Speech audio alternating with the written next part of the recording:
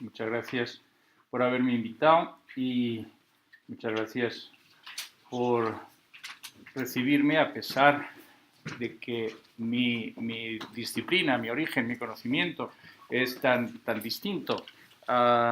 Me presento ante ustedes con un cierto temor porque evidentemente procedo de otra área de conocimiento y no sé muy bien qué es lo que yo tengo que decir que pueda ser de interés para los historiadores. Cuando José Ramón Pérez Acino me invitó a esta conferencia o a este ciclo de conferencias, le dije exactamente eso mismo. Digo, pero yo ¿qué puedo decir que tenga interés para la historia? Y José Ramón me recordó las palabras de Freud, que decía, el psicoanalista es un poco como el historiador. El psicoanalista busca en el fondo del alma humana los más antiguos antecedentes de la situación actual. Busca la conexión entre lo más primitivo que ha podido ocurrir en nuestras mentes y el estado actual de nuestro funcionamiento. Es cierto, eso decía Freud, que Freud, por cierto, era un gran aficionado a las antigüedades. Tenía su despacho lleno de piezas auténticas que, supongo, antes de las leyes de protección de las antigüedades solía llevarse de los lugares que él visitaba, sobre todo en Grecia, en la antigua Grecia. Yo tengo un Ushabti en mi despacho, un Ushabti egipcio auténtico, ¿verdad, José Ramón? Sí, lo he visto. Sí, José Ramón certifica que es auténtico, lo cual ya me cualifica un poco más para estar entre ustedes. Y me presento además con desarmado. Me presento después de la peor pesadilla de un profesor. Y es que esta mañana, mientras estaba terminando los últimos toques de mi magnífica presentación audiovisual, se fue la luz y cuando volvió, el ordenador me preguntó, ¿quiere usted formatear el pendrive?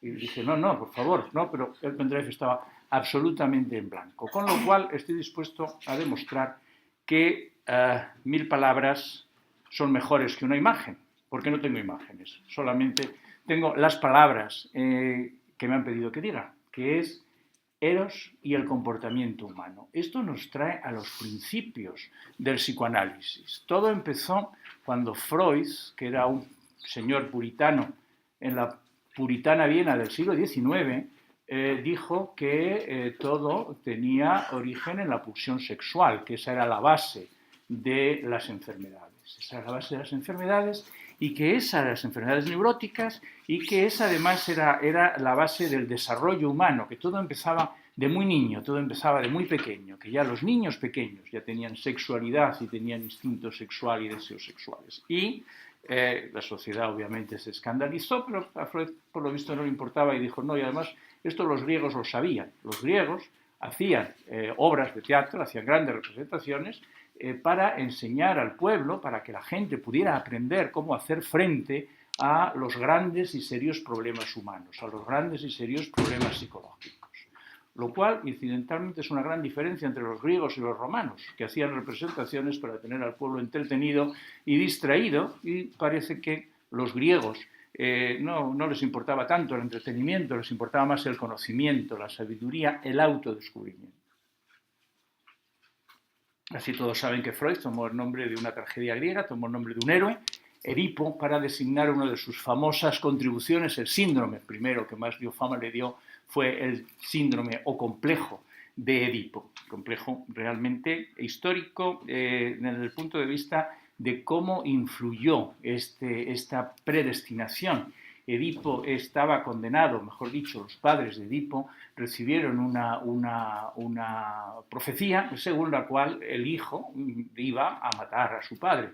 Con lo cual el padre rápidamente lo desterró, lo escondió, lo mandó matar, pero el encargado de matarle no hizo caso y le dio pena al niño y lo entregó en un país ajeno, y en ese país ajeno el niño creció y se hizo grande y finalmente decidió salir a dar una vuelta por el mundo y llegó a Tebas, donde reinaba su padre y con el que se encontró casualmente en medio de una carretera y entraron por una pequeña discusión de quién tenía derecho de paso, entraron en una pelea y Edipo mató a su padre sin saber lo que estaba haciendo. Con lo cual se cumplió la profecía a pesar, o quizá más que a pesar, gracias a todos los esfuerzos del padre de Edipo para evitar que se cumpliera. Y así empezó a decir Freud, pues el primer paso, uno de los primeros problemas con que se encuentra un ser humano es el deseo de superar, o mejor dicho, el primer problema en que se encuentra un ser humano del sexo masculino es el deseo de superar y, por lo tanto, de eliminar a su padre. En la presentación anterior, que me ha encantado, veíamos un poco la cosa contraria, cómo el padre eliminaba a los hijos, lo cual es otro complejo distinto que no fue descrito por Freud. Eso fue descrito por Goya, que más que describirlo lo que hizo fue pintarlo, que es Saturno devorando a sus hijos. Es el efecto contrario, es como padres muy avispados dicen que este tío me quiere eliminar para coger mi sitio y para tomar a mis mujeres, en consecuencia voy a eliminarlo yo primero. Saturno devorando a sus hijos es realmente un cuadro que han visto en el Prado que es impresionante, es terrorífico y muestra la contrapartida del complejo de Edipo. Esta lucha de generaciones es también una fuente importante de lucha en la historia, es fuente de muchos conflictos en sucesorios. Yo creo que ustedes pueden repasar toda la historia de muchos países, desde la antigua hasta la moderna, y se encontrarán esta conflictiva, esta lucha entre padres e hijos, esta lucha entre sucesores y sucedidos. Pero hay otra cosa más que es importante decir. Estaba pensando yo ahora en una bonita imagen que tengo en las diapositivas, el PowerPoint que se ha borrado, en el cual se ve una foto de Freud. Se ve a Freud, un señor respetable, un señor muy serio, muy digno, un gran profesor, y después se ve otra foto de Freud que alguien hizo, en el que, aprovechando los rasgos, los ojos, la nariz, y el pelo, la cara, se ve una mujer desnuda en la cara de Freud. ¿Lo han visto? Igual es que es famosa, búsquenla. Por los que no la hayan visto, que la busquen, que es muy divertida, que dicen claro, entonces era lo que Freud tenía en mente, con toda su seriedad, tenía en mente el deseo sexual, y por eso, eso fue lo que él describió, y eso es lo que dijo que todo el mundo tiene en mente, que en el fondo todo el mundo tiene en mente el deseo sexual, y que el deseo sexual tiene una salida, un deseo, es un impulso. Él hablaba de pulsiones, la pulsión es una fuerza, es una energía que tiene que salir. Antes de Freud está considerado, gracias a la gran influencia de los psicoanalistas, como el que creó el concepto de pulsión, como el que creó el concepto de inconsciente, pero eso no es cierto. Esos conceptos ya estaban flotando en la filosofía alemana mucho tiempo antes de Freud. Lo que él hizo fue definirlos, darles una definición operativa y hacerlos funcionar en la clínica y en la experiencia humana. El concepto de pulsión es el concepto de vida, tiene que ver, es algo, hay alguna energía que anima la materia y que la hace vivir, y así empezamos todos, y todos los seres vivos empiezan a vivir, y esa energía se llama líbido. Freud usaba ese nombre, pero supongo que el nombre era conocido en la antigüedad, me fallan mis raíces de griego, pero líbido es la energía sexual. La energía sexual es responsable de todo el comportamiento, según Freud. Lo que pasa es que la energía sexual se expresa directamente. Uno la expresa directamente según el principio del placer. El principio del placer es la necesidad de expresar la energía sexual, y cuando esta energía se expresa, uno experimenta placer y se gasta. En cuanto un niño pequeño empieza a experimentar o a expresar directamente su energía, lo primero que le ocurre es que se empieza a meter en líos. Se encuentra con la realidad. La realidad empieza a prohibirle continuamente la libre expresión de su energía, se empieza a bloquear, y pasamos al segundo principio, que es el principio de realidad. El principio de realidad quiere decir que para conseguir uno lo que quiere tiene que darle muchas vueltas y pensárselo muy bien. Que es, bueno, hablando de la energía sexual, que para atraer o para tener, excepto si eres rey de Judea, claro, entonces las circunstancias eran un poco distintas, pero en la vida normal, para conseguir a la hermosa mujer de la que uno se enamora, no es simplemente lanzarse sobre ella y arrancarle los vestidos, que sería el principio del placer, sino que hay que hacer muchas cosas. Hay que estudiar una carrera, hay que ganar una posición, hay que hablar con la familia, hay que hacerse amigo de los hermanos, y hay que cortejarla durante largo tiempo. En fin, finalmente, el principio de realidad se impone. El principio de realidad es la segunda parte.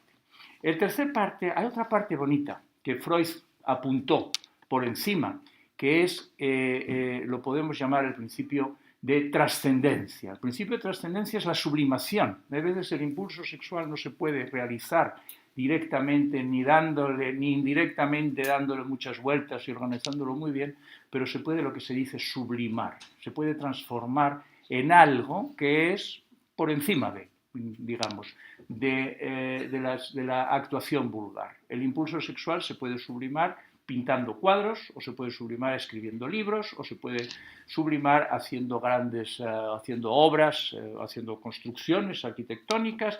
¿Por qué no? Porque el impulso sexual, después de todo, está al servicio de la transmisión de la especie, está al servicio de la procreación, está al servicio de la continuidad de nuestra especie. Y uno puede continuar nuestra especie de una forma totalmente física, teniendo hijos, pero también se puede continuar la especie de una forma mental, teniendo discípulos, creando obras que inspiren a los demás, transmitiendo conocimiento o transmitiendo cultura. Es otra forma. Los humanos tenemos una diferencia importante con los animales. Tenemos varias, pero una importante es que, igual que los animales, tenemos transmisión genética. Nosotros somos como nuestros genes nos fuerzan a ser. De hecho, hay un estudio sobre la influencia, esto es bueno para conocerlo, para los padres que están preocupados porque no han sabido educar bien a sus hijos y sus hijos los están comportando y piensan que son culpables del mal comportamiento de sus hijos. Han de saber que se calcula que el 50% o el 60% del comportamiento humano está directamente relacionado con los genes, con la herencia genética. Aproximadamente un 20% está relacionado con la educación y algo así como un 30% está relacionado con la influencia de los iguales, con las compañías, con la gente con la que uno se junta. Bueno, eso es interesante. Los genes, la sexualidad está en los genes. No tenemos sexualidad porque nos guste o porque nos apetezca o porque alguien nos incita a ello, nos sale de dentro. Es una cosa que vivimos y con esa fuerza tenemos que hacer algo. Expresarla. Bueno, transformarla, adaptarnos a la realidad para poderla expresar con decoro, con decencia y con éxito, o sublimarla y convertirla en algo que exprese esta energía de vida de alguna forma artificiosa. Esa es la segunda. Artificioso quiere decir que no es natural. Todo lo que hemos construido los humanos es artificioso, es decir, lo hemos hecho, nuestra naturaleza nos impone ser artificiosos. ¿Se dan cuenta que es bonito? O sea, está en la naturaleza humana crear, cosa que no les pasa a los animales. Los animales se reproducen físicamente, no más. Los humanos nos reproducimos físicamente y además intelectualmente. Tenemos otro poder más, tenemos otro don más. Por eso decía en la Biblia, en algún sitio, que Dios creó al hombre a su imagen y semejanza. Es decir, la capacidad creadora del hombre es lo que nos hace similares a Dios o a los dioses. Cosa que los animales no tienen, pobrecitos, pero nosotros tenemos muchas cosas de los animales. Y como tenemos muchas cosas de los animales, tenemos que estudiarlas, tenemos que entenderlas, tenemos que seguirlas. La sublimación incluye también otra cosa, que es la transmisión, la creación y la transmisión del poder. Es una sublimación realmente práctica. ¿Por qué la gente quiere poder? ¿Por qué hay poderosos? ¿Y por qué la gente quiere ser poderosa? ¿Cuál es la necesidad? Bueno, esto es obviamente que parece que los poderosos pueden vivir mejor que los pobres, que los que no tienen poder. Poder es la capacidad de conseguir que las cosas que uno quiere que ocurran, ocurran. No es solamente la necesidad de dominio sobre los demás, es la capacidad de conseguir lo que uno quiere. Esto hemos visto en la ponencia anterior, como decía, que lo primero que hacían los reyes era quedarse con las concubinas de los demás y de que todo se parecía que ese rey era, por lo menos en la antigüedad, bueno, y ahora también, por supuesto, sí, pero nuestra historia reciente lo demuestra, es una de las maneras de satisfacer el deseo sexual. Está al servicio, el poder está al servicio, es una forma de conseguir desarrollar. Los humanos tenemos una larga historia en la que, si piensan, ahora mismo, según estamos aquí, en nuestra cultura, en nuestra civilización, genéticamente somos muy parecidos a los hombres de hace cientos de miles de años. Hemos evolucionado muy poco genéticamente, lo cual es lógico.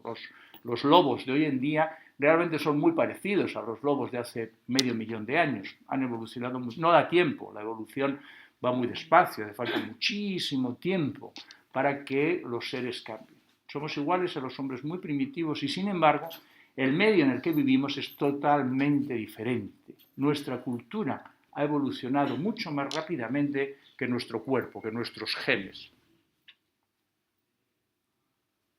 Hay un genetista de nombre Dawkins, ¿les suena Dawkins? Que se ha hecho tristemente famoso en sus últimos, es un genial, un gran hombre de ciencia, un gran contribuidor, un gran estudioso de la genética, pero que se ha hecho más famoso en los últimos años de su vida por ser un apóstol, un misionero del ateísmo, lo cual es muy bonito, porque si lo piensan, ser apóstol de un dios o ser apóstol de un mesías está bien, hay mucha gente que lo ha hecho, que lo ha querido hacer, pero ser apóstol y predicar la no existencia de un dios demuestra algo muy contradictorio, muy interesante, es muy bonito.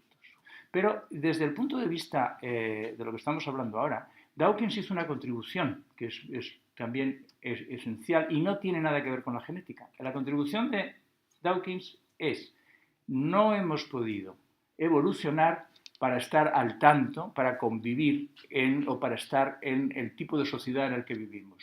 Si un hombre primitivo de hace 1 millón de años de repente lo trajeran aquí, de entrada no sabría qué hacer, no entendería nada, no podría comportarse, no podría aprender. ¿Por qué podría aprender? Porque tenemos otra segunda evolución. Tenemos la evolución cultural, la evolución intelectual. Él lo llama memes. ¿Le suena la palabra? Memes, para en vez de genes, dijo memes. Digo, no tiene que ver, tiene mucho que ver con la genética porque la complementa, pero sin embargo no tiene nada que ver, porque es exactamente lo contrario, es decir, la transmisión del comportamiento no a través de los genes, sino a través de los memes, a través de la cultura. Hemos aprendido a comportarnos de cierta forma. Decía el conferenciante que me precedió, decía en algún momento cómo un cierto pueblo actual se está comportando de la misma manera en que ese mismo pueblo hace varios miles y miles de años. Entonces lo oímos. Y a mí me pareció bonito a mí oír eso, porque digo, claro, esos son los memes, o sea, están siguiendo, después, miles y miles de años después, uno sigue haciendo las mismas cosas. ¿Qué es lo que pasó con la diferencia? También me tiene muy intrigado la diferencia entre los griegos y los romanos en relación con la Edad Media. Lo digo esto no para enseñar nada, sino para que ustedes me puedan enseñar a mí lo que me falta por conocer. Yo dije antes que los griegos hacían tragedias, representaciones y obras de teatro para ayudar a la gente a resolver problemas humanos. Todos juntos veían la historia de Odiseo, la historia de Edipo, veían la historia de Agamenón, veían la historia de Ulises, veían esas historias y de esas historias sacaban algún trabajo psicológico. Y los romanos hacían comedias para Pan y Circenses, para entretener al pueblo, para divertirlos.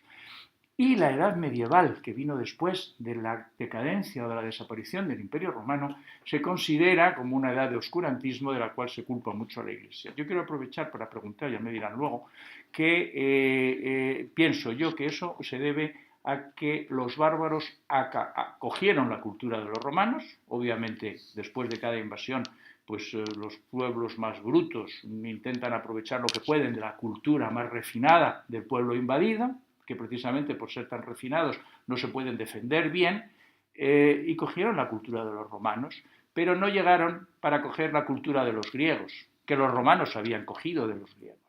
Pero ya de tercera generación los bárbaros no llegaron a captar la cultura griega y por eso los bárbaros se convirtieron en un pueblo romano sin Grecia. Un pueblo romano sin Grecia era la Edad Media. Y la Iglesia hizo lo que pudo. La Iglesia hizo lo que pudo por sacar, hizo lo que pudo y de hecho, al final, gracias al Renacimiento, consiguió que los herejes transformaran la sociedad hacia la modernidad y hacia la introducción de la ciencia. Dirán que esto no viene a cuento con respecto a mi conferencia y efectivamente no viene a cuento. Simplemente lo he soltado porque aprovechando que estoy entre ustedes, espero que me aclaren un poco ese punto.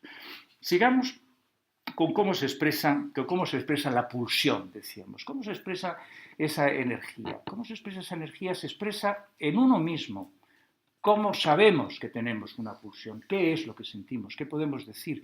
Tenemos en psiquiatría distinguimos siempre entre lo objetivo y lo subjetivo. Lo objetivo es lo que vemos que está pasando, lo subjetivo es lo que nuestro paciente experimenta. ¿Cómo yo puedo observar a alguien y decir esta persona está siendo arrastrada por un deseo sexual o está siendo arrastrada por un impulso, según las cosas que haga? O le puedo preguntar a esa persona qué siente y entonces eso es la información subjetiva. Subjetivamente, ¿cómo sabemos la influencia de la libido?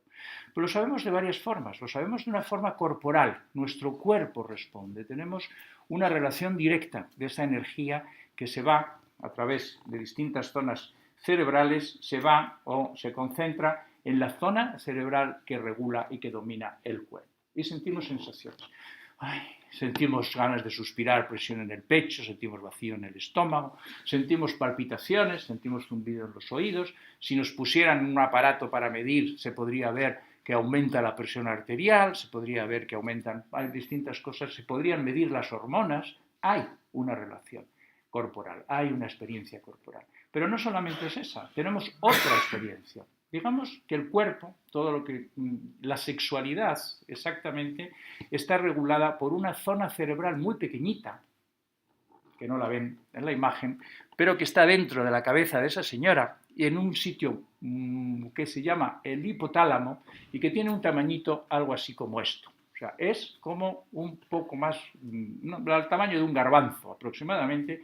Y entonces esa zona hipotalámica se ocupa de todo lo que nuestro cuerpo hace. Se ocupa de dormir, se ocupa del hambre, se ocupa de comer, se ocupa de que la sangre circule, de que el corazón se mueva, se ocupa de que el cerebro tenga energía y nutrición suficiente y de cuestión de comportamiento solo se ocupa de dos cosas o de tres, que son la lucha, la huida, pero no la lucha o la huida en sentido de experiencia, sino como un acto reflejo, ante un peligro uno ataca o huye.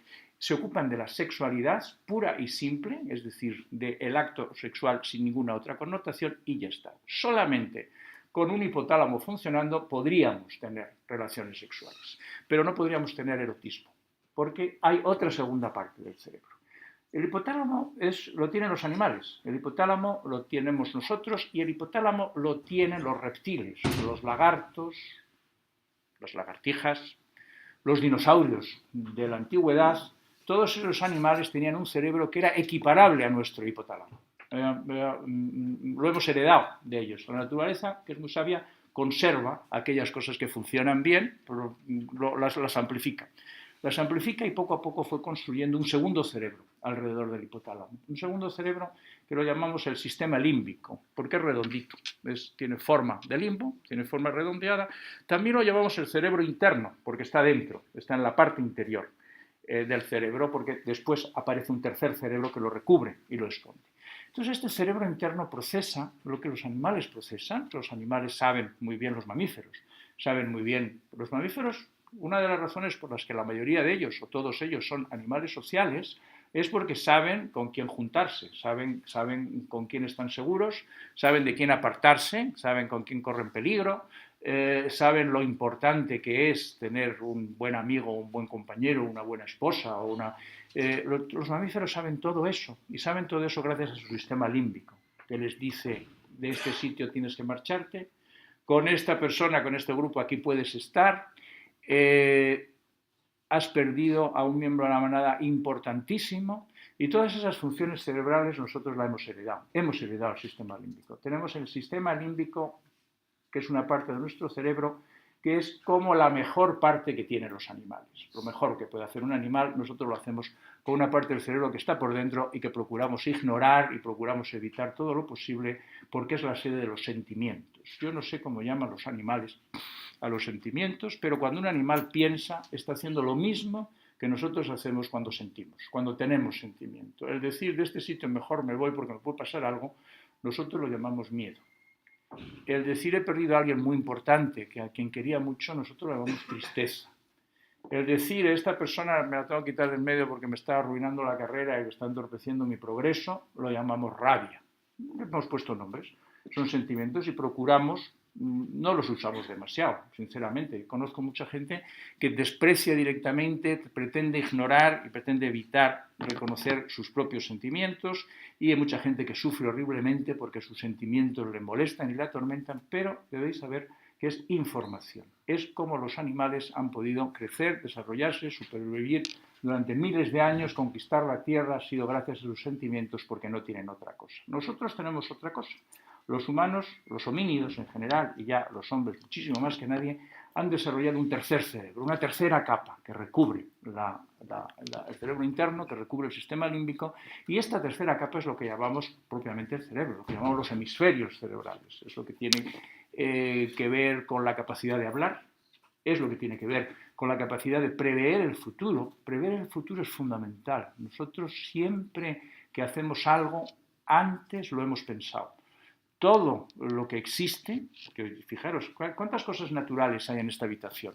Aparte de nosotros, todo lo demás es artificial. Alguien lo ha hecho. Y para que algo haya sido hecho, alguien lo ha tenido que pensar. Todo lo que físicamente existe en nuestras ciudades, alguien las ha pensado antes. Ha sido un trabajo mental, ha sido un modelo en el cerebro de alguien. El lóbulo frontal sirve para eso, sirve para crear modelos del futuro, sirve para organizar el mundo. Si solamente tuviéramos el lóbulo frontal, bueno, no viviríamos, claro, porque recordar que lo que nos mantiene en vida es el hipotálamo, y lo que nos hace saber cuándo tenemos hambre, cuándo tenemos sueño, etc. Y el cerebro interno es lo que nos hace saber qué es lo que queremos. Es el que nuestros sentimientos son los que nos dan la información que necesitamos para saber dónde queremos ir, con quién queremos estar, de quién queremos huir. Y nuestro famoso y poderosísimo cerebro externo, nuestros lóbulos frontales, nuestra inteligencia, lo único que hace es decirnos el cómo hay que hacer. Las cosas importantes de la vida se deciden con el sentimiento.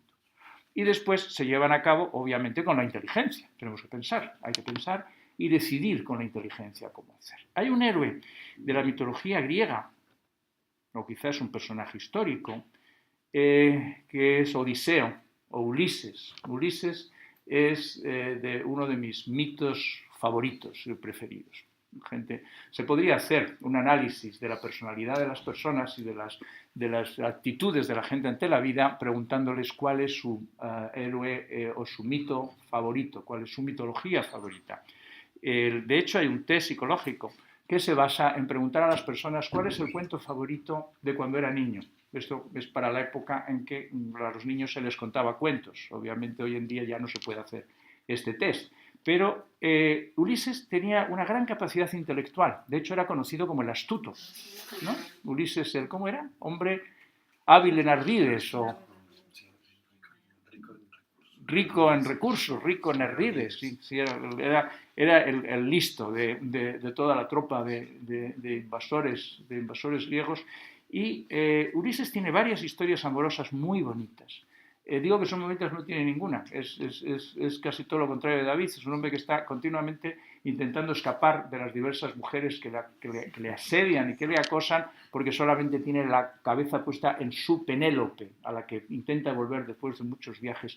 Hay una historia muy bonita de cómo la inteligencia controla los sentimientos. Cuando Ulises está en su barco y atraviesa en la zona de las sirenas, y muy precavidamente ordena que todos sus hombres se tapen los oídos, pero él, que es curioso, inteligente, un hombre muy inteligente y rico en ardides, obviamente quiere aprender y él quiere saber cómo es el canto de las sirenas. Y para saber cómo es el canto de las sirenas, no se tapa los oídos, pero prudentemente ordena a sus hombres que le aten al mástil del barco, con lo cual no puede hacer lo que todo el mundo hacía cuando oía el canto de las sirenas, que es arrojarse al agua y ahogarse intentando alcanzarlas.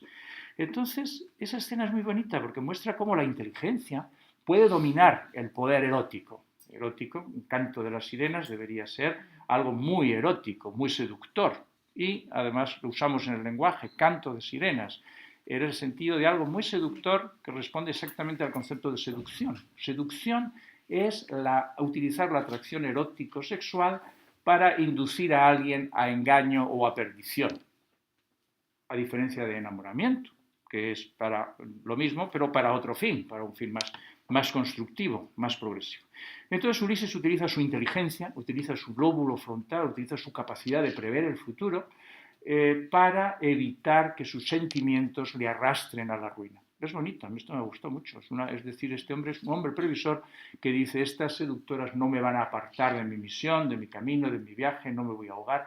Está haciendo todo lo contrario que hizo otro personaje famoso que es Antonio. Antonio, el novio de Cleopatra, luego me dirán, que a lo mejor yo esto no me lo he leído muy bien, yo me lo conozco de la película, y este hombre pierde totalmente la cabeza por la seductora Cleopatra, lo mismo que le había pasado a su jefe César un tiempo atrás, se deja arrastrar, como muchos otros personajes famosos de la historia, se deja arrastrar por su pasión, se deja pasar sin pensar nada, el lóbulo frontal no, es el erotismo, es el sentimiento y lo lleva a cabo como sea. Y otra cosa parecida hizo Paris, el novio de Helena, que montó Troya, organizó Troya, porque no pensó nada. Paris debía ser un hombre con muy poca cabeza, porque organizó un lío horroroso que llevó la perdición a todo su país y a toda su familia, simplemente porque le gustó. Helena le gustó, se dejó llevar por su pasión y entonces ahí sí que hizo directamente digamos, el principio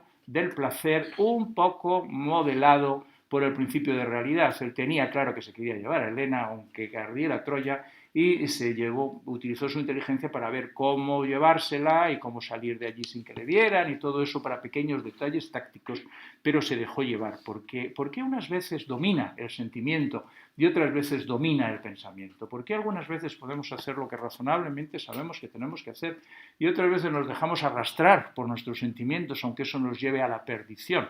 Yo quería llamar a esta conferencia antes, pero no me dio tiempo a cambiar el título, la influencia, ¿cómo era? El efecto del erotismo sobre el poder humano.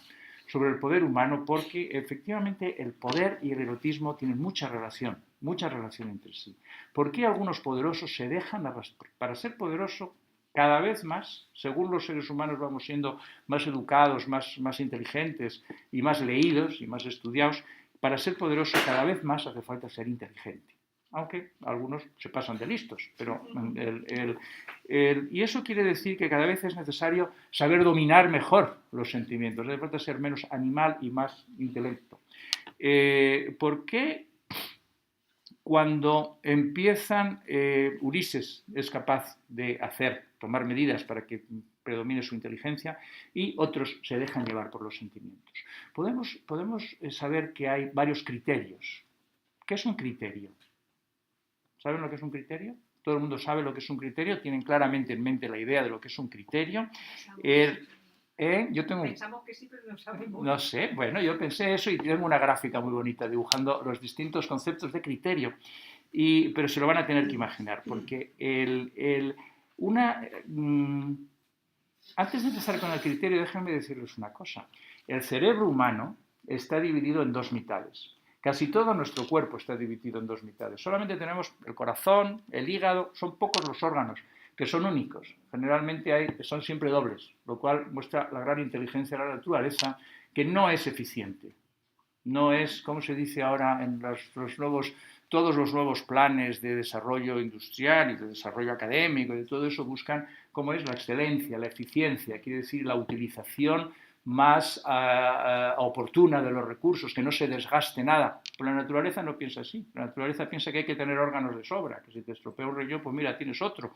Y estamos como muy replicados por dentro. Tenemos muchas más neuronas de las que usamos. Gran parte de nuestro cerebro no se está utilizando, está realmente sin utilizar. Y tenemos dos hemisferios cerebrales. Un hemisferio cerebral procesa palabras. Cuando me están oyendo gracias a que su hemisferio izquierdo, excepto alguien que sea zurdo. ¿Cuántos zurdos hay aquí? ¿Puedo preguntar por curiosidad? 1, 2, 3, 4, 5. Bien, entonces, si estoy en lo correcto, aquí debe haber 50 personas, aproximadamente, sin contar, porque el 10% de la población es zurda. Eso es un misterio de la neurología, pero sale así las cuentas. Siempre que estoy en alguna conferencia, siempre que doy algún curso, pregunto cuántos zurdos hay. Y me encanta porque me sale la estadística. Aquí había 5 zurdos. Yo soy zurdo, por eso me interesa tanto el tema de la raza de los zurdos contrariados, que existía antes, ahora ya no, porque ahora la educación ha cambiado y ya a los zurdos se les deja usar la mano izquierda. Y eso tiene importancia porque el hemisferio dominante, el hemisferio con el que utilizamos la mano, es el que domina el lenguaje, es el que construye las palabras, es el que fabrica las palabras.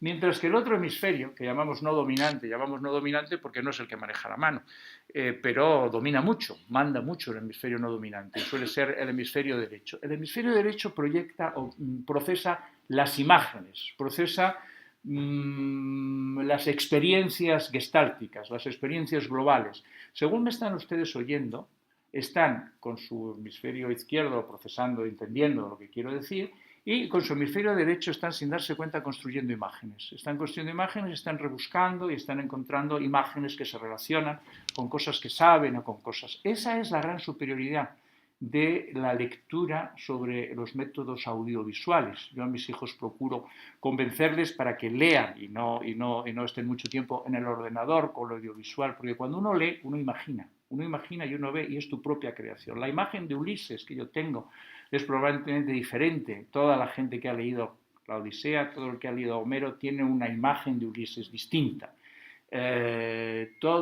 Casi todo el mundo tiene la misma imagen de Cleopatra, que es singularmente parecida a Elizabeth Taylor, porque hemos visto la película más que leer la historia. Entonces, según estamos creando nuestras imágenes, estamos también estableciendo relaciones con nuestros sentimientos. La experiencia del sentimiento, el concepto del sentimiento, la vivencia del sentimiento se hace gracias al hemisferio no dominante. Cuando entendemos nuestros sentimientos, estamos procesándolo cerebralmente por la zona no verbal. Las personas que hablan muy bien, los buenos matemáticos, las personas que manejan muy bien los números, las palabras, las cuentas, suelen tener o pueden tener problemas con la expresión sentimental, con el manejo de sus sentimientos, simplemente porque tienen un hemisferio mucho más desarrollado. Son personas, lo llamamos, muy calculadoras. ¿Cuándo decimos que alguien es muy calculador? No solo porque sume muy bien, lo decimos porque parece que no tiene muy en cuenta sus sentimientos, no se deja gobernar por sus sentimientos.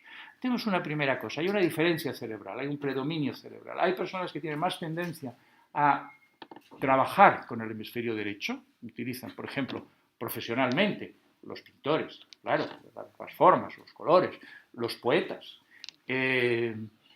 Hay personas que trabajan más con el hemisferio izquierdo, los matemáticos. Entonces, eso tiene una influencia en la comprensión sentimental. Una emoción, ¿cuál es la diferencia entre una emoción y un sentimiento? La emoción es instantánea, ¿no? La emoción es una vivencia, la emoción es corporal, es la primera expresión, es a través del cuerpo. Emoción viene del griego, no, del latín. Ex movere, mover desde fuera.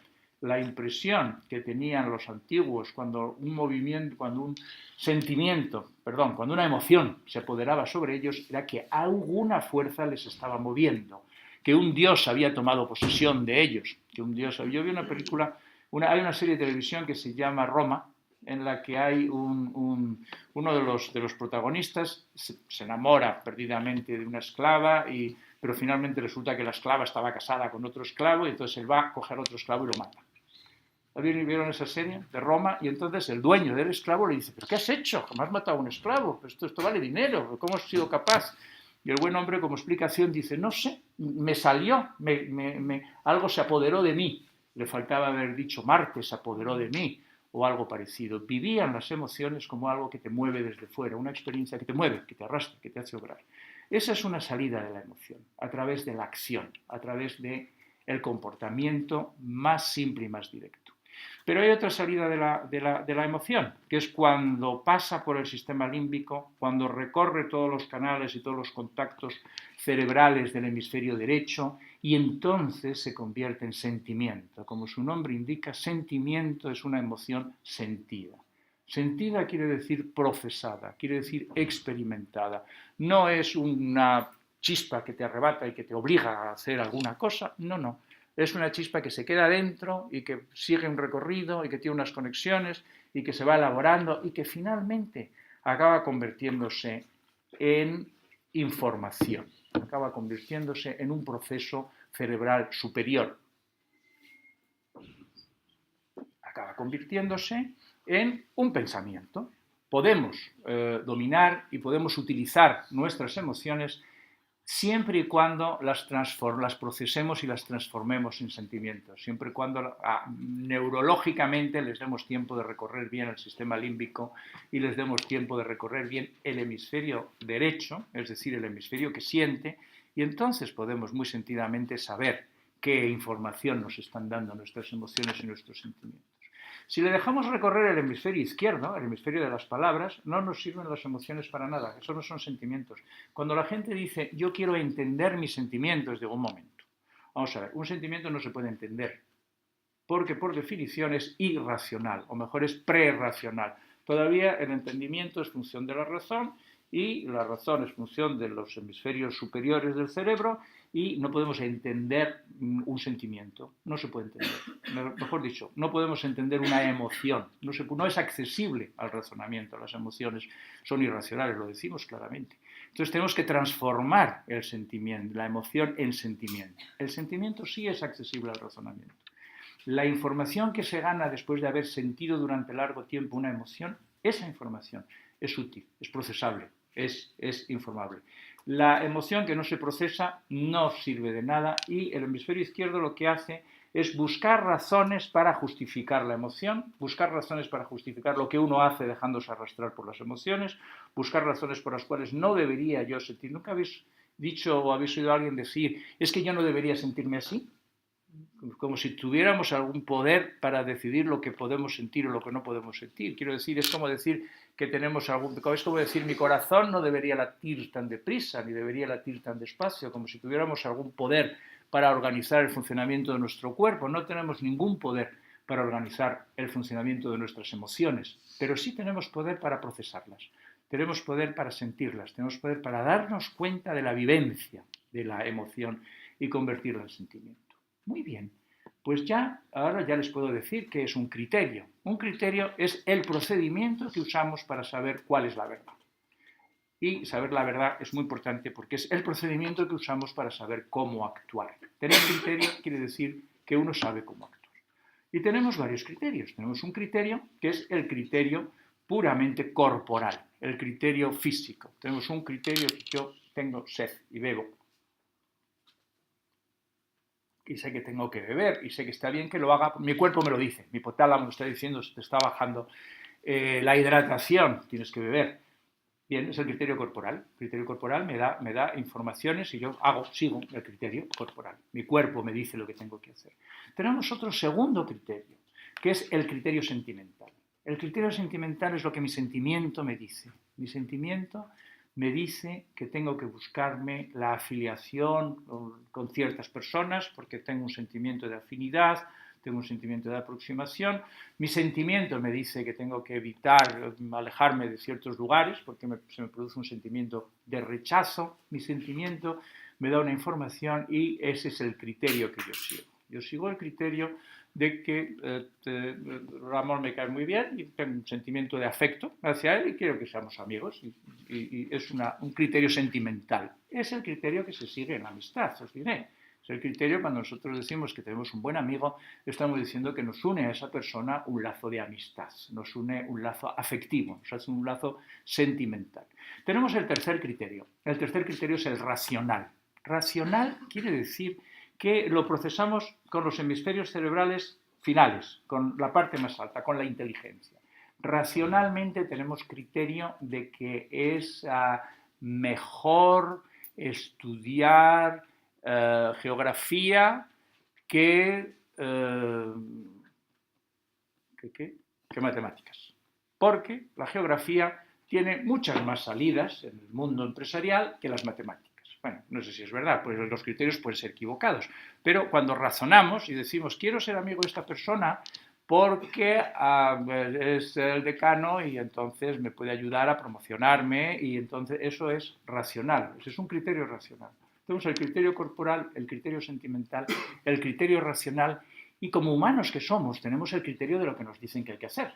Sabemos lo que hay que hacer porque nos lo han dicho, porque vivimos en una cultura y en nuestra cultura hay unas formas, hay unas regulaciones. Yo vine hoy con traje, corbata y hasta con insignia en la chaqueta no me lo pedía el cuerpo, sinceramente, ni tampoco me produce ningún sentimiento especial. Sí me parece razonable que me vista, entre otras cosas para no pasar frío, pero es fundamentalmente el cuarto criterio, el criterio cultural, el criterio de qué es lo que se hace cuando uno nos invitan a dar una conferencia, pues bien, es más o menos trajeado. Bien, entonces ya hemos visto los 4 criterios. ¿Y cuál de ellos es el más importante? Hay una larga historia que ustedes que se dedican a historiar, me gustaría que la miraran. Hay una larga historia de cuál es el criterio que prevalece. Hay una larga historia en la cultura cristiana por las cuales se dice que el criterio corporal no debe prevalecer para nada. Hay que castigar al cuerpo y el criterio sentimental tampoco. Bueno, hay otros sitios, otros países donde el criterio corporal manda y todo el mundo hace lo que buenamente le pide el cuerpo. Hay veces en los que manda el criterio sentimental. De hecho, culturalmente, en la cuestión de las parejas y de los matrimonios, tenemos una larga historia en la que los matrimonios eran concertados. No solamente los grandes reyes que querían unir reinos, sino también para los campesinos se casaban con gente que les iba a permitir luego dejar más tierras a sus hijos para ir juntando. Eran matrimonios de interés, eran matrimonios racionales, eran matrimonios, se decidían los matrimonios de manera racional. El romanticismo inició algo que para nosotros es obvio, pero que es relativamente nuevo en la historia, que es el matrimonio sentimental, el emparejamiento sentimental, es decir, que lo que importa es el amor. Eso es muy novedoso en el curso de la historia y en algunas épocas históricas era obsceno. Recuerdo también de esta serie Roma, había la escena en que, ¿cómo era la escena? No recuerdo exactamente los personajes, perdonadme, ya os dije que no soy historiador, pero lo que sí recuerdo es que estaba Antonio, ¿era Antonio o era otro César? Alguno importante, estaba sumamente enamorado de una mujer que también era muy importante. Estaban sumamente enamorados, esta mujer intriga mucho para que finalmente él consiga ser emperador o César o algo parecido. Yo creo que era Antonio, puede ser. Ya me lo recordaréis luego. Pero la esencia de la historia, que es lo que a mí me compete, es la dinámica psicológica. Luego vosotros, por favor, rellenarme luego los datos históricos exactos que me faltan.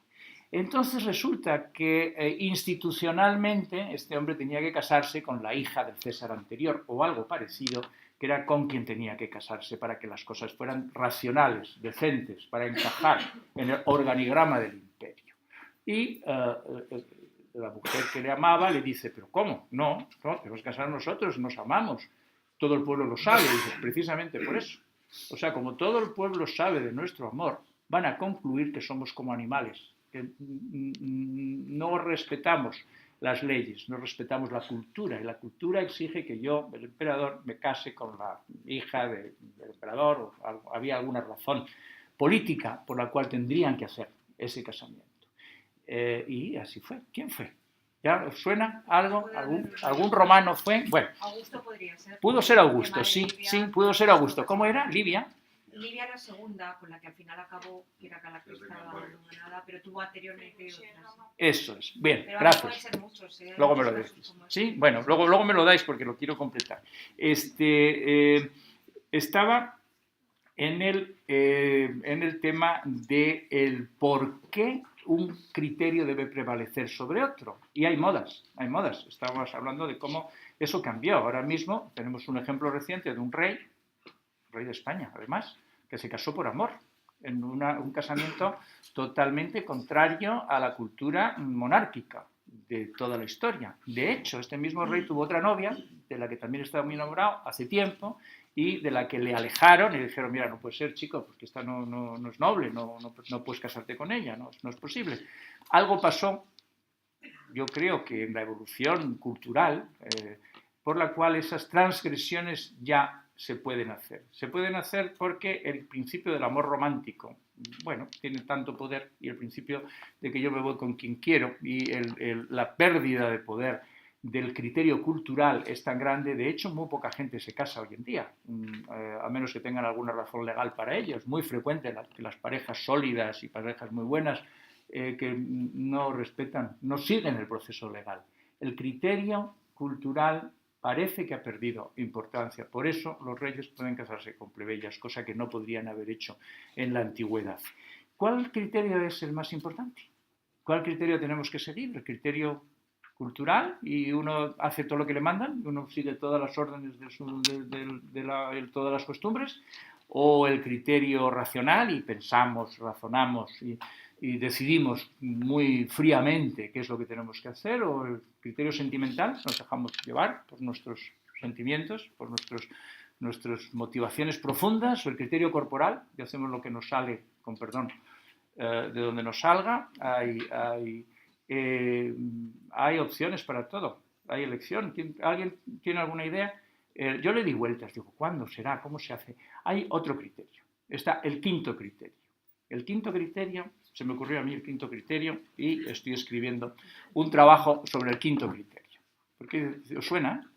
No, que un buen título para un congreso, por ejemplo. El quinto criterio, bueno, es el título de un libro que voy a escribir y advierto que nadie me lo copie porque todavía no lo he escrito. Pero estoy en ello. El quinto criterio... De película de terror casi. No, el quinto criterio yo lo vi en otra película, que es Una mente maravillosa. Una mente maravillosa es la historia de Nash. Sí. Es un gran matemático americano que ganó el premio Nobel de Economía, porque el descubrimiento matemático que él hace resulta que tiene gran aplicación para la toma de decisiones económicas, para la teoría de los juegos, para cómo decidir en un momento determinado cómo actuar. Es decir, digo, este hombre, esto tiene que ver con los criterios. Es decir, ¿cuál de los 4 criterios utilizo en un momento determinado? No es que tenga que utilizar siempre este o siempre el otro. No, ni tampoco es que tenga que utilizar uno en particular. Tengo que utilizar el quinto criterio. La teoría de Nash llega a la conclusión de que cuando hay varias opciones, no es que haya que tomar una opción y destrozar las demás, sino que uno tiene que tomar un poco de cada opción. O dicho de otra manera, no se puede tomar a tope una opción, sino que uno tiene que sacrificar algo de una opción para poder dar algo a otra. Uno tiene que respetar las 4 opciones. Tenemos que respetar los 4 criterios. Por lo menos uno de los criterios tiene que aprobar. Y luego a otro le podemos dar matrícula. Podemos dejarnos llevar de nuestros sentimientos, podemos dejarnos llevar de nuestro cuerpo, podemos dejarnos llevar de nuestra inteligencia, podemos darle a un criterio el papel principal, siempre y cuando los otros no sufran demasiado. Ese es el quinto criterio. El quinto criterio es el criterio personal. Es qué es lo que hago yo con la información que tengo. Una vez que conozco mis sentimientos, una vez que he razonado sobre el tema, una vez que me he enterado de lo que mi cultura dice que hay que hacer o que no hay que hacer, una vez que mi cuerpo se aguanta, pues ¿qué es lo que hago? ¿Qué es lo que hago? Si mañana tengo un examen y me tengo que estar estudiando toda la noche para aprobar, pero va a haber un momento en que mi cuerpo me va a decir, mira chico, no, o sea, no aguantas, tienes que dormir un rato, hay que dormir, tengo que hacer caso al criterio corporal, aunque para eso tenga que sacrificar un poco el criterio racional, que me dice que cuanto más estudie mejor.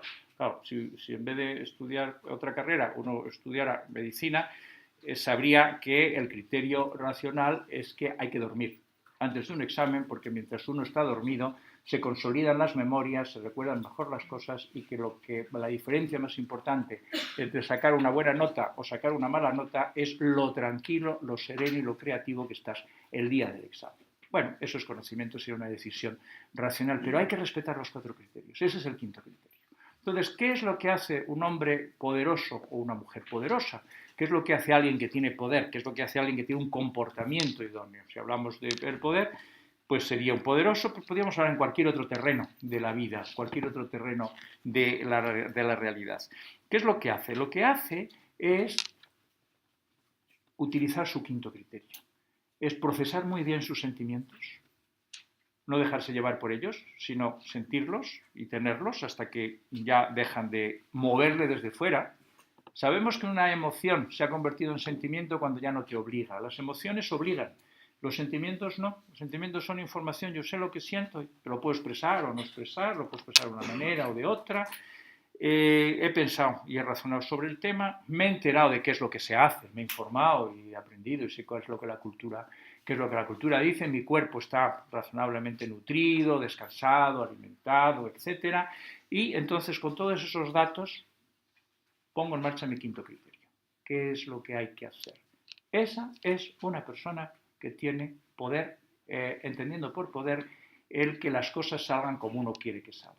Las cosas salen como él quiere que salgan porque utiliza el criterio más poderoso que hay, que es la confluencia, no es la pelea, no es la lucha entre hago lo que me pide el corazón o hago lo que me pide el cerebro. Un momento, no.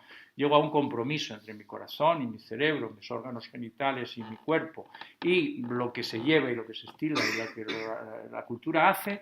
Llego a un compromiso en el cual llego al mejor compromiso posible. Por eso a Nash le dieron el premio Nobel, pero ya han visto que no hace falta saber muchas matemáticas para poder utilizar el quinto criterio. Se puede hacer por pura lógica y razonamiento. Uno tiene dentro fuerzas que tiene que utilizar y la mejor forma de utilizarlas es ponerlas de acuerdo unas con otras. ¿Cuánta gente habéis conocido o que en algún momento de su vida está en lucha consigo mismo? Conocer las cosas, estar en lucha con querer una cosa y no quererla al mismo tiempo, esa sensación, ¿la habéis tenido alguna vez? Esa sensación de que uno está como llevado por fuerzas antagónicas. Luchar con uno mismo siempre pierdes. Siempre pierdes, gane quien gane, siempre pierdes.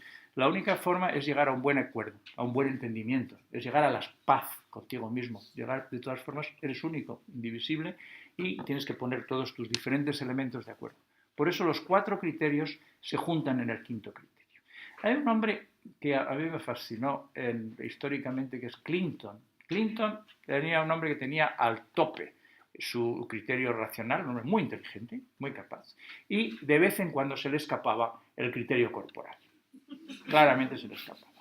El criterio sentimental, yo creo que lo dominaba muy bien, porque era un hombre muy afectuoso, genuinamente afectuoso, muy buena gente, era un hombre que sabía muy bien lo que sentía, era un hombre que no se dejaba, una persona que no se deja arrastrar por las emociones, no quiere decir que no las tenga, quiere decir que las procesa y las convierte en sentimientos. Y entonces ya no le mueven desde fuera, sino que es una cosa que tiene dentro y lo utiliza cuando hace falta. Entonces a mí me encantaba lo simpático que era Clinton cuando explicaba a todo el mundo lo que desliz que había tenido, que esto es una parte cultural. Los deslices como los de Clinton,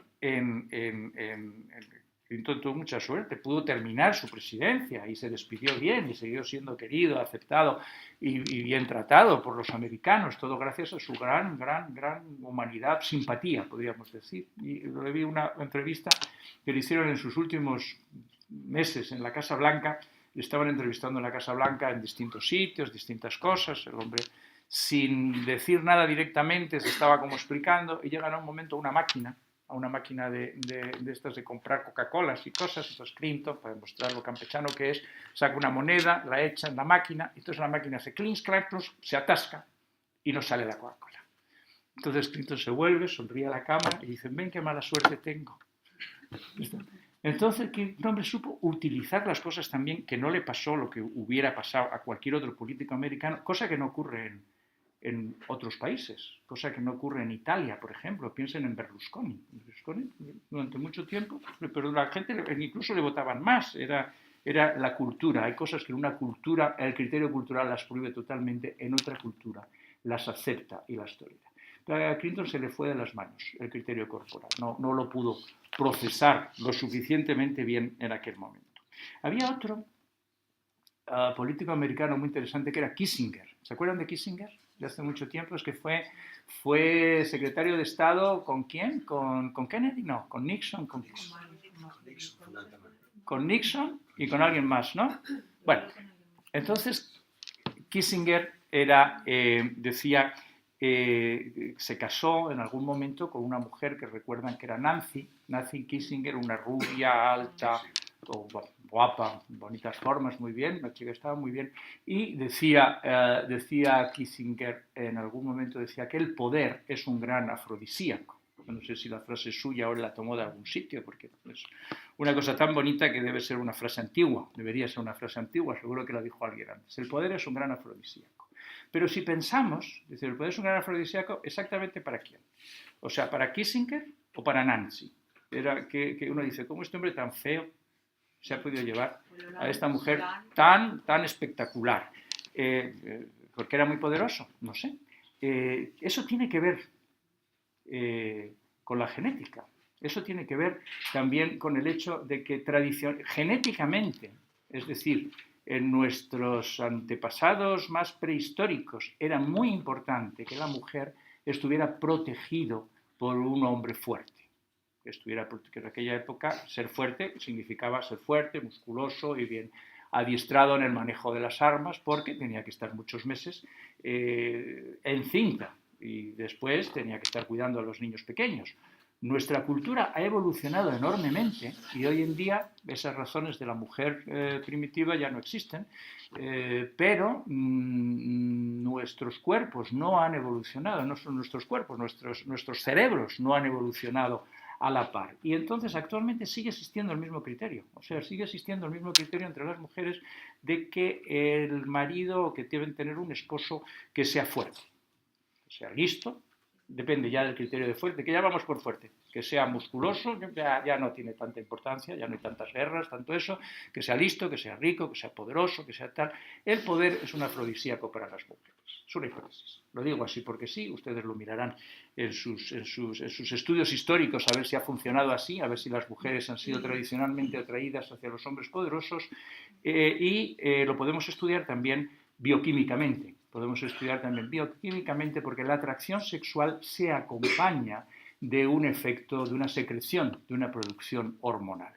En situaciones de riesgo, en situaciones de peligro, en situaciones de estrés, los hombres tendemos a segregar más hormona testosterona, con lo cual nos volvemos más agresivos, más competitivos y además, para la mayoría, si el estrés no es excesivo y no están perdiendo la batalla, aumenta el deseo sexual. El macho que gana en las contiendas tiene más alto el nivel de testosterona que el macho que pierde. Cuando un macho pierde una contienda entre las luchas animales, se le baja la testosterona. No hay problema de discutir quién se queda con la hembra, porque es que el otro dice yo, mira, francamente ya no puedo, no tengo la hormona necesaria.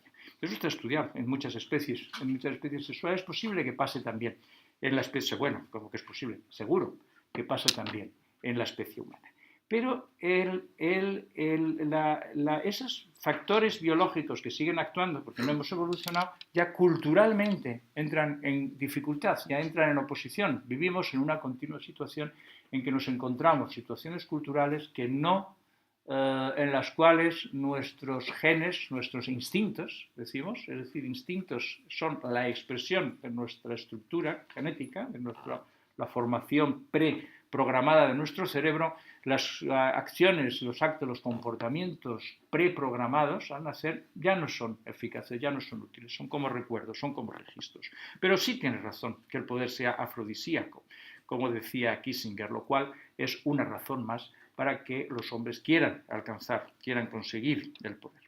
En este punto, me acabo de acordar de otra cosa que tenía, qué bonita era, hablando de la cultura y de la sexualidad. Una cosa es bueno, ustedes saben que dentro de la política hay personas que tienen distintas afiliaciones religiosas y la afiliación religiosa es importante porque la afiliación religiosa es lo mismo que afiliación cultural. Hay una cultura asociada con los cristianos, con los católicos practicantes que no la tienen los católicos no practicantes y que no la tienen otras culturas y eso es como voy de tiempo. Estoy muy bien, cuando quieras me callo, puedo parar. Y entonces había uno de los implicados en la trama de la Visa Black ¿de qué era? ¿De Caja Madrid? ¿Puede ser? ¿Sí? ¿De Bankia? Bueno, pues uno de los implicados en este asunto hizo unas declaraciones, porque había usado cientos de miles de euros en su tarjeta de crédito opaca y entre todas las cosas en que las había gastado, pues para gastarse cientos de miles de euros hay que comprar casi de todo y había un epígrafe que era masajes filipinos. 300 euros, que tampoco era una gran dispendio, vamos.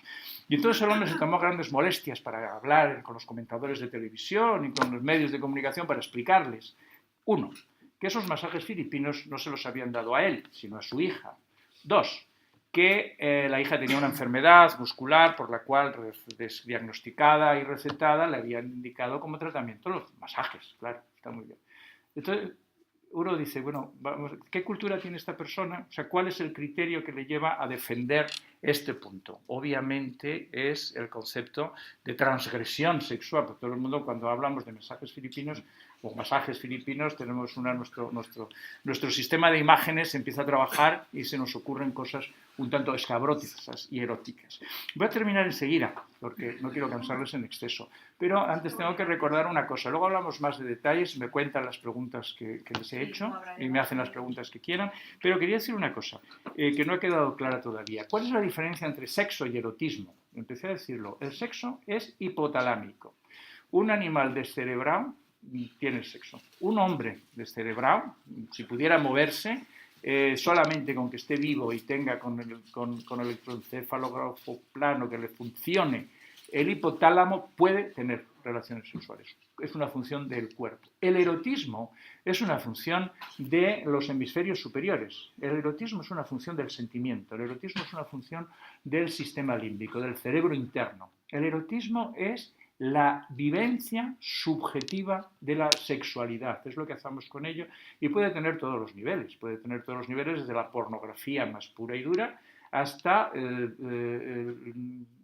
músicas ambientales de lo más suave y de lo más variado, hasta puede tener todos sus niveles. Hay un origen del erotismo que tiene que ver, ¿saben? Que los humanos tenemos, quizá los animales también, pero yo sé que está estudiado en humanos, tenemos una sensibilidad especial para el amor, tenemos para la excitación erótica, para la excitación sexual. Tenemos unos receptores que fueron descubiertos hace poco en la piel, todo a lo largo de la piel, que son unos receptores que no son los del tacto. Cuando a una persona le golpean o la agarran, se ponen en marcha los receptores del tacto y tocamos. Los receptores del tacto son los que nos permiten saber si esto es blando o es duro. Pero hay otros receptores que son receptores superficiales, son receptores que se estimulan no con la presión, sino con el roce. Son los receptores que se estimulan con la caricia. Las caricias estimulan receptores distintos que el tocar o que el tacto, y son receptores que van a una zona cerebral, son receptores que hay unos nervios que se llaman los pares craneales, se llaman pares porque hay uno para un lado y otro por otro, que son 12, que son muy importantes, y que el par craneal número 1 está relacionado con el olfato, y hay otro par craneal que ya los habían descubierto todos los antiguos, ya están numerados de una forma muy mnemotécnica, el 1, el 2, el 3, van numerados por números cada uno. Entonces, cuando se descubrieron los receptores del tacto, que fue, digo, de la sexualidad, del erotismo, de la emoción, del gustirrinín, de ese tipo de cosas que está entre el erotismo, la sexualidad, el placer físico, psicológico, ya habían estado nombrados desde hace mucho tiempo los 12 pares craneales, entonces a este se le llamó el nervio cero, una zona que está justo delante, físicamente delante del primer nervio, del primer par craneal, y que tiene sus conexiones por todo el cuerpo y se distribuye más ricamente en algunas zonas, como por ejemplo detrás de la oreja, como por ejemplo en ciertas zonas de una distribución generalizada en todo el cuerpo, y los humanos somos muy parecidos, o sea, tenemos casi todos las distribuciones iguales, aunque hay algunas personas que pueden tener algunas ramas, algunos receptores nerviosos más ricos. Puede haber personas que el tocarles la nariz los excite enormemente, pero detrás de la oreja es más seguro, hay más receptores amorosos. Una cosa interesante es que cuando a los hombres se les excitan los receptores del nervio 1, los receptores de la caricia, cuando un hombre se le acaricia, una persona por la cual ese hombre se deja acariciar, empieza a aparecer un aumento de testosterona, se segrega más testosterona y el hombre tiene ganas de hacer el amor, tiene una respuesta fisiológica y tiene una erección. En cambio, cuando a una mujer se le acaricia, un aumento de estrógenos, un aumento de hormonas sexuales, pero hay un aumento de oxitocina. Hay un aumento de oxitocina que es una hormona muy interesante que tiene que ver con la ternura, tiene que ver con el cariño, tiene que ver con el afecto. A veces, no sé si ustedes lo han oído alguna vez, pero a mí a veces me han dicho, ha habido mujeres que me han dicho, yo es que realmente que a mi marido o mi novio, pues enseguida, en cuanto nos abrazamos, enseguida quiero hacer el amor. Dice, a mí lo que me apetece es estar tumbados, juntos, abrazados, acariciándonos, encogerme, hacer el cuddling, lo llaman los americanos, que no sé cómo se dice en español, cuddling, mecerse, es como cuddling, es como mecer a un bebé, es cuddling, no sé la palabra, ¿cuál es la palabra? Bueno, no sé, mimar, eso, es tener mimos, que me hagan mimos y todo eso. Entonces, claro, con esta racionalidad que nos da la medicina y la biología, podemos decir, claro, lo que te pasa es que tú tienes la caricia, te produce oxitocina, por eso tú lo que quieres es ternura y afecto y sentimiento, y tu marido, tu pareja le produce hormonas y quiere rápidamente ir a lo que va la testosterona. Voy a concluir diciendo una cosa. Sería muy bueno si en todas las situaciones de poder, si todos los poderosos, si todo Eros, ¿cómo se llama esto? Eros imperat. Si toda la influencia erótica, que es importantísima, ya dije antes que el erotismo es la base de la conducta, mejor dicho, la sexualidad es la base de la conducta y el erotismo es el procesamiento subjetivo sentimental de la sexualidad, y toda la inteligencia sirve para crear situaciones eróticas que sean culturalmente aceptables. Si ponemos ¿no les llama la atención en las pinturas religiosas? Obviamente, sabemos que los religiosos la religión pues prohíbe totalmente o tiene bastante en interdicción el sexo, el erotismo y todo eso. Sin embargo, hay santas guapísimas. O sea, pensemos, María Magdalena está muy sexy en el Museo del Prado, es una cosa que está, pero porque es un truco, o sea, dicen, bueno, vamos a expresar un poco, vamos a dar un poco gusto al criterio corporal, utilizando racionalmente algo para que no se nos salga de la cultura. Estamos utilizando los 4 criterios juntos. Cuando termine mi artículo, mi libro sobre el 5.º criterio, les mandaré una copia. Muchas gracias.